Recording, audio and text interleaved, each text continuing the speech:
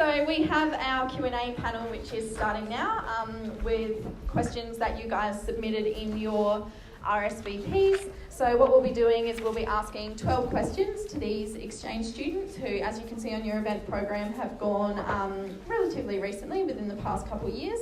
And basically it'll be a very casual chat in response to the questions that you guys have asked. So we already know all of the volunteers and where they're from.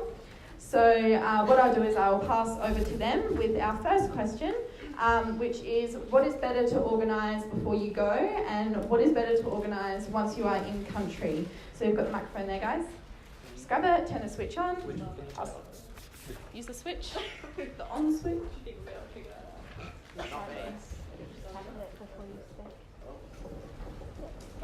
So it's obviously very important to get your visa and passport sorted as soon as possible. Try and figure out accommodation before you go. I'd also recommend that. And just do a bit of preliminary research into phone plans and how you're going to get from the airport into your accommodation. Because taxis can be very expensive, specifically in the UK, and you might not always be able to get like an Uber or something like that. So that's worthwhile looking into. Download an offline map, because you might not have a phone plan where. So that's important too. And also what you might like to do in your city or country. It's good to know before you go. So just touching on that, I guess I studied in Milan in Italy, so I guess it applies to Europe more, but some of the information I'll say will be relevant to all of you. So definitely look at trying to get accommodation sorted as soon as possible. It was a mistake. I kind of made the phone issue of I tried to find a place while I was there, and that was a bit of a headache. So I definitely recommend trying to find a place prior, doing your research, comparing prices and all that kind of stuff, and definitely looking at some of the, they'll have their own, rules and requirements for specific accommodation, depending on if you're getting student accommodation or apartments, so definitely look into that. Now even look at your finances, so look at, if you want to open another bank account or look at getting a travel card. I'm with Commonwealth Bank, so I got their travel card, but I would definitely highly recommend against doing that because they have, high transaction fees and withdrawal fees. So one of my other friends I went on exchange, she actually used a Citibank everyday account, so look into that. I'm not sponsored, by the way, but there's no fees for that, and the exchange rate's pretty similar. So and that's it. Just to touch on that as well, for Asian countries as well, in terms of getting to your accommodation or anything like that, a lot of the time the public transport, especially in whether it's China, South Korea or Japan, they will all be quite good, and you can easily, most likely get to your accommodation by train or bus. At least in my particular situation, my university in Japan organised a bus for us, so that was one way we got there, and that was much cheaper than catching the train. As well, if you are going to a winter country, I definitely recommend bringing some winter clothing, but usually it will be cheaper over there if you have the money to buy some clothes over there. For example, jackets and things like that, especially when it gets really cold, -10, -15, that would usually be a lot cheaper over there. I mean, for example, I bought a jacket that would be maybe $200 here, but $50 in Japan. So it's definitely going to save you a bit of money, and you get a nice jacket when you go home. So that's that one. Cool. So question 2, do you have any advice regarding courses and credit before, during and after your exchange? So the first thing is make sure that you're actually looking at the right semester, because semester 1 here is not necessarily semester 1 where you're going. So for example, I went in semester 1 to last, and it was actually their semester 2, so that's worthwhile knowing. Saves you a bit of a headache.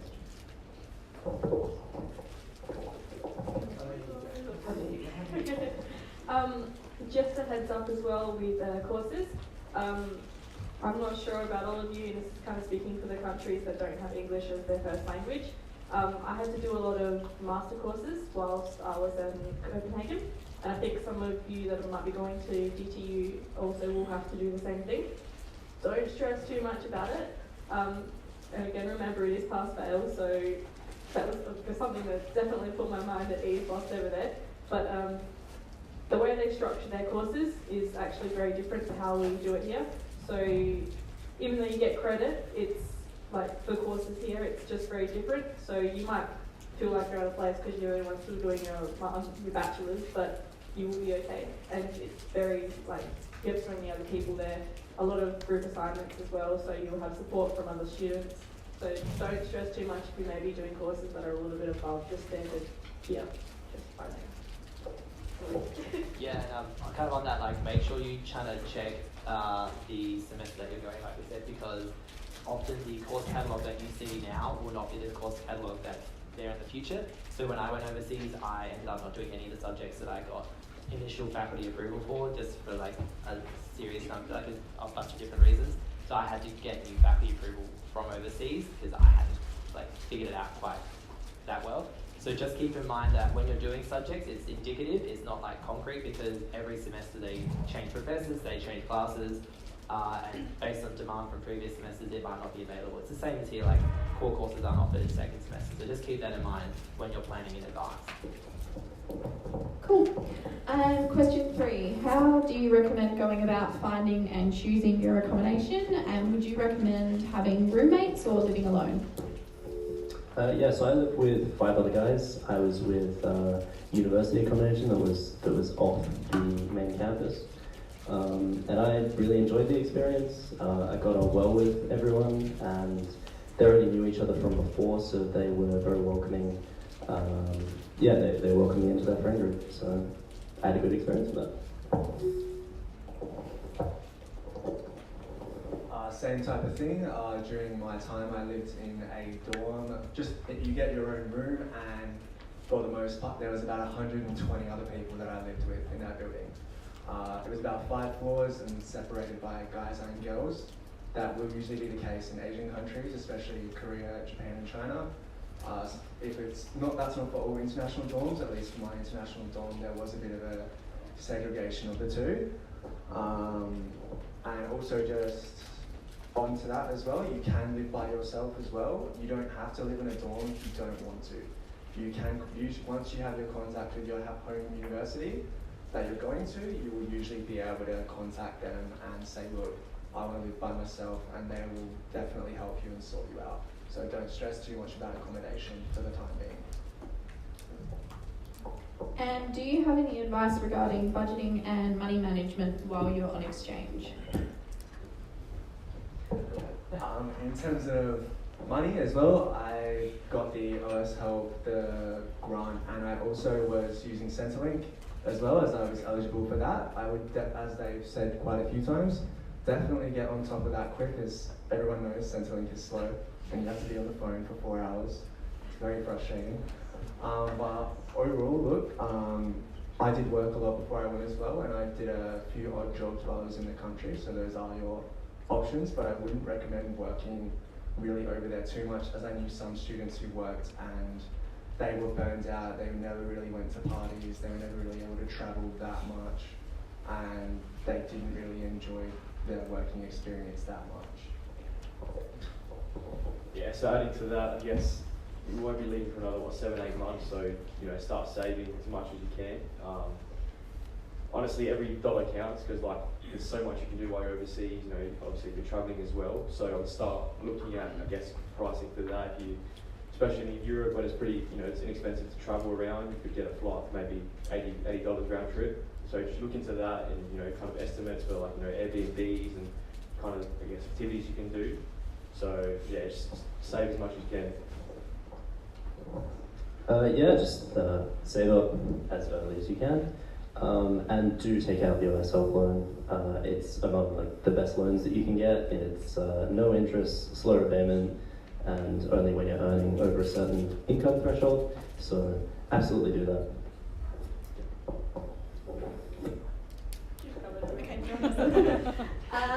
How did your overseas academic experience compare to your experience at Adelaide? Were your classes very similar, or did you find that they had some major differences? So So for me, I was in a class with all American students. So you might find, it depends on where you go, that in places where they don't have much exposure to other international students, that you will encounter lots of people asking you questions that are not course related. So I did an American politics and government class, and I did not do anything about American politics and government. It was literally just Australian government and politics, because I was the one foreigner there. So in regards to course load though, at least in the United States, the difference is that there's less of a focus on like big lectures. Like you might get a Horace Lamb. It's like very small. You basically just do tube work, and there's a really big focus on midterms, which we don't have here. So so when you get maybe 8 weeks into the semester, you'll have a bunch of exams. So just keep a head out for that, because that's not something that a lot of courses do here.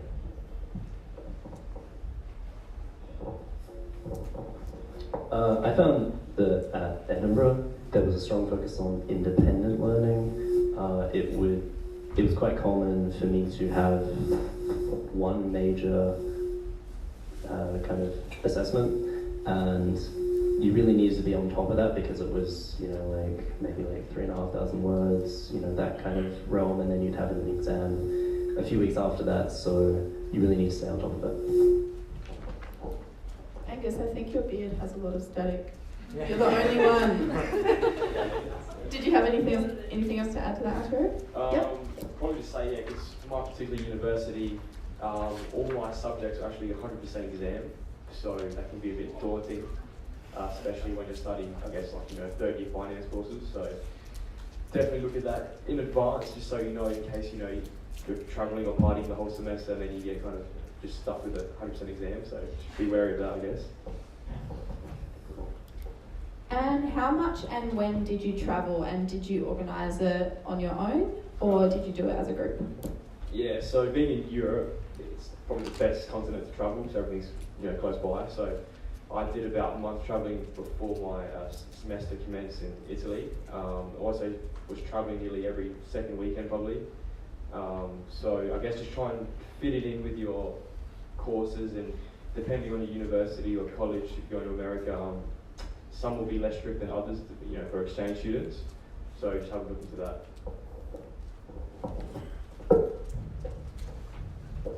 I spent my time in Japan, and also during there, obviously because you've got a lot of other closer countries such as China or Korea or Taiwan, you can easily go over to those places if you have an interest. Especially if you want to go to Korea, it's something like $40 return from Japan. So it's really cheap, and you can go there for the whole weekend, plus accommodation there is really cheap as well. I also did a lot of travel around Japan as well, especially in that. Night buses are really useful, and they're really cheap, and you don't have to worry about sleeping somewhere, as you can just sleep on the bus. In addition to that, obviously, I did most of it on my own, but I also did organise it with my friends as well, and it was honestly a really good experience. So I definitely recommend travelling around your country and seeing the countryside and how different it is in different cities as well. How did you manage being immersed in a new language, and did you learn any of that new language while you were over there? Obviously, Angus and Sean, this doesn't really apply to you, but the other three, you can definitely contribute to this one. Yeah, so I'm half Italian, so I've kind of grew up with a bit of Italian language in my background, but not, I guess, fluently. So that was a bit of a challenge to learn. I'm sure, depending on what university you're going to, what country you're going to, most of your host universities will offer some kind of introductory course, so they'll kind of, give you a basics of the language, and obviously you won't become fluent, but try and, I guess, learn as much as possible. Try and communicate in their language. Really looks good on you. So yeah. As for most of the Scandinavian countries, you'll find that most people will be able to speak perfect English, so that's never actually a problem.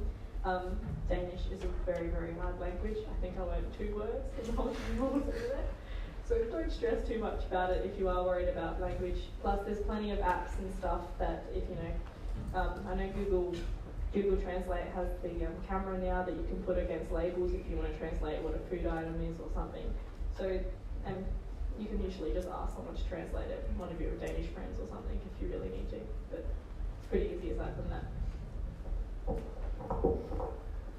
So I know that both in Japan and Korea at least, they will offer you to partake in language lessons. Before I went to Japan, I had already studied Japanese, so I had that advantage.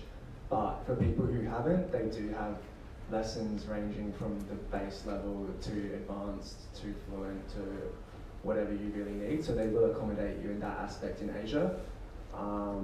Especially I think for people, don't be too nervous about speaking. A lot of people don't speak very good English, but they will try. They really will try, and sometimes it can be cute or weird or whatever, but I think you should really just embrace it. And obviously you will have friends, or as well, at least at my dorm, we had resident assistants who were all Japanese, and they all helped us go shopping and doing all those types of things. So even if you can't read, it's okay. I know kanji especially, like the Chinese characters, is very hard to read. There's thousands of them, so, you know, but overall, I would say just immerse yourself as much as possible and just keep talking and don't feel shy. They do like it when you speak the language. Do you have any regrets or things that you wish you had done differently while on exchange? One thing I really wish I did was join like a club earlier, because in Japan they have two different types of things. It's circles, which is more like relaxed type of clubs, and then clubs, which the clubs are like 5 days a week in Japan, and it's the same in Korea as well. So that's a real commitment, and you can't not go. You can't just be like, oh, I want to go hang out with my friends. So if you are going to join a club, it's 5 days a week, it's weekends, but in comparison to that, there are circles, which is like once a week, twice a week, and you can skip that whenever you want. I definitely recommend joining the circles. They're definitely a good experience to make new friends, whether it's Japanese people or other foreigners.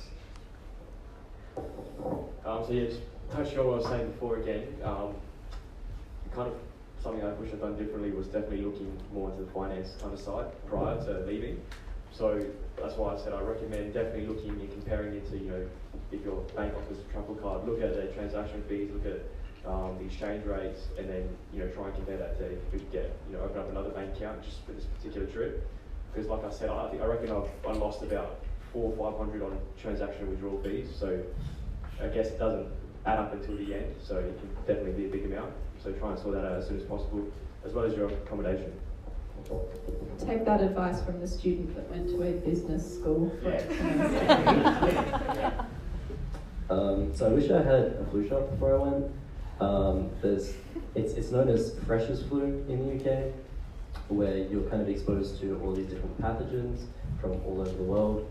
And I got hit by that, and I didn't register with the uni healthcare as soon as I arrived. And so I was kind of a week without any kind of medical advice, and that was definitely a recommend. So get on top of that stuff. Yeah. Kind of following on from the finance side of things, make sure you know the local currency, because in Denmark specifically, it's Danish kroner, and if you have a travel card, Danish kroner is usually not on the travel card because nobody uses the Danish kroner. So I had free 4% charges on top of everything that I spent. So just be wary, maybe look into the bank and find if there's maybe one that does have, because I know Sweden has the same thing, they have their own krona. A lot of the northern countries do as well. Another thing that I did do that I recommend is you will all probably find friendship groups when you go over there. Just don't be afraid to go outside those friendship groups. Don't be afraid to maybe travel by yourself. Just even if it's just for a weekend. I know it's really scary and it is kind of nerve-wracking at first, but you will meet some of the most amazing people and you will have some of the most amazing experiences, because it will be uncomfortable at first, but you end up having the best time. You don't have anything? Not really, no, that covered. Was there anything that took you by surprise or that was completely different to your expectations regarding your host country? Yeah, so for me, like, I kind of expected the US, because we both speak English, to have a lot of commonalities, but the language barrier, like that's it. Like, you encounter a lot of cultural kind of differences in values, particularly in the United States, and I think in all countries you go to. So some of the things that you take for granted here that are maybe what would be considered like really strong Australian values, particularly in the United States, will have challenged because it's just the way our countries kind of function differently. That in essence we're similar, but when you kind of get on a cultural level, particularly when I lived in the South, like the South of the United States, in what's called the Bible Belt, that was like a quite challenging experience for me, particularly just in return to like my own political values and others, and just respecting that and kind of keeping that in mind. This kind of follows on from that, but one thing to keep in mind, Australians are actually quite friendly people, and as surprising as that sounds, you don't realise until you go somewhere else. But because that was a bit of a shock for me at first, because Scandinavians, like, they're not mean people and they're not rude, it's just they're more Direct.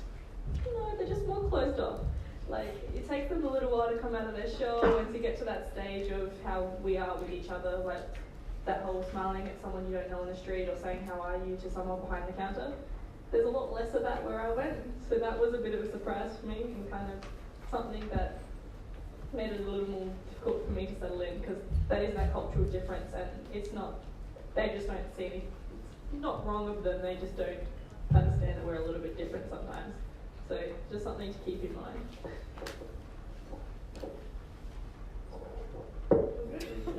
Okay, we'll do the next question.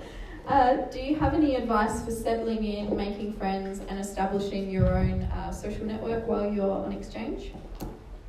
Or even before you go? If you were listening, I don't expect you all to have caught everything I did say, but I did have a little bit of a tough time settling into Denmark. So for me, even being extrovert and being able to go up to someone and say hi, I did find it probably the weather contributed, just a little hard to make those good friends. So advice, I guess, is I think a lot of you do have at least one person going to the university with you. So maybe get to know them now and use them as kind of that confidence you need in the country to maybe be able to go out together or introduce yourself to new people together, because at the end of the day, you're going to be there with a lot of other international students and everybody just wants to make friends. That's what you will go for. So even if it's a little nerve-wracking going up to someone new and straight up, you'll find that they'll be wanting to do exactly the same thing. So even if you don't want to do it alone and you have someone you already knew from here, just to go up to someone and say, hi, how are you going? That's the perfect way to start any sort of relationship. And then in the end, I ended up having my good friends that I spent most of my nights with anyway. So even though it was hard in the beginning, it does get a little bit easier over time. Yeah, kind of follow on with that, like, all universities will have like an orientation day, particularly for like international students, so you'll meet everybody. One of the big things to keep in mind is just say hi to someone. Like, it seems really trivial at first, but like everyone kind of has this kind of angsty nerves, where they're like, oh, I don't want to talk to people, I'll just hang out with people from my own kind of country group. Everyone, might not look like it, but everyone is as nervous as you and they just want to make friends. So just say hi to people and just kind of introduce yourself. Don't get caught up in like what they might think of you, because people, it might seem that way, that's just perception, but like people don't care, they just want to get to know you. And another thing I'd recommend is kind of just getting involved, like particularly like the US campuses have a huge amount of clubs. Like, get involved. I was part of the outdoor kind of activities group, and we got to go camping, got to go like hiking, that kind of thing. You just met some really cool people that you otherwise probably wouldn't have. So it's just like breaking that barrier and just like meeting people for the first time, and then you make some really great friends that you otherwise might not have if you had kind of held back. So the next one that we were going to move on to, guys, was, did you have any experience of homesickness or difficult emotions, and how did you deal with that while overseas? Yeah, so I guess it's normal to get a bit homesick while you're away, but just kind of remember that you're there for like a set period of time, so give yourself some perspective, so like make the most of it, you know what I mean? You given this, great opportunity. Not a lot of people will be able to, study and then, I guess, explore wherever you're going in their lives. So just kind of bring yourself to that kind of, mentality, and I think you should be fine. I think really the same thing. Basically, you've really got to just kind of remember that you are in this country for 6 months or a year. This is probably the only time you will get an experience like this. So I think just really embrace that. I think that's one thing I really thought of when I was missing friends or family or whoever. But also as well, and just basic things like Skype or Messenger, all of those things. If you miss your family, Skype them. It's even just that basic thing. I mean, it really does help sometimes if you are feeling a little bit detached or lonely. But yeah, that's really my main point there. Okay, and for all of you, what is your number one piece of advice for getting the most out of your exchange experience? Well, honestly, I would say, I assume most of you are still living at home, so this is kind of like your first, I guess, glimpse of, adult life, because you'll be, I guess, all alone. So you can do whatever you like, whatever you want, given it's not illegal. So yeah, make sure it's. Well, I guess look at what country you're going to. So yeah, just do as much as you can. If you're interested in something, just go for it. Try it out. You never know. Even if it doesn't turn out too well, it'll be an experience for you. So yeah, just kind of don't regret anything. So just do as much as you can, as much as possible. Meet new people. Talk to as many people as you can, because you really get especially the local people, you kind of get their culture and how they live their life over there. Basically, one thing for me was, look, even if you don't speak the language and if they don't speak much English, just put yourself out there. Even if you're garbage, even if you are really, really bad at it, just keep trying. And join a club, join a circle, like anything, and you'll find that maybe by the end of the year you'll be a lot better at the language. And I think that's something you can really take away, and not only will you take away language skills, but you'll take away a better cultural understanding, and also you'll get some friends, hopefully.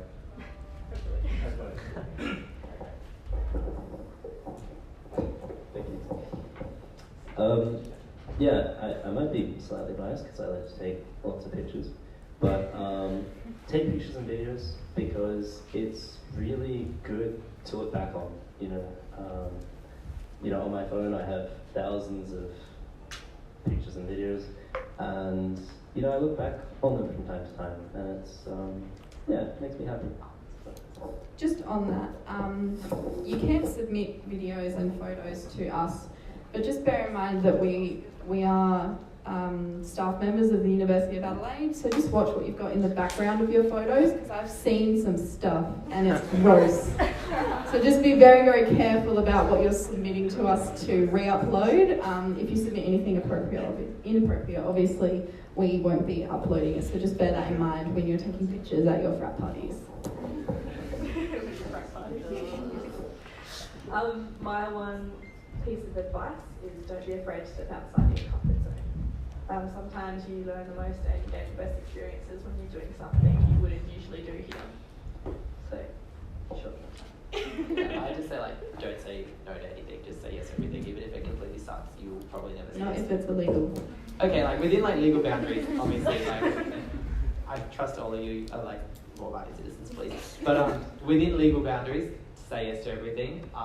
If something goes horrendously badly, I did a bunch of things that were just so awkward, I wanted to cringe into 1,000 pieces, but I never saw those people again, and I get a really funny story out of it, so just say yes to everything.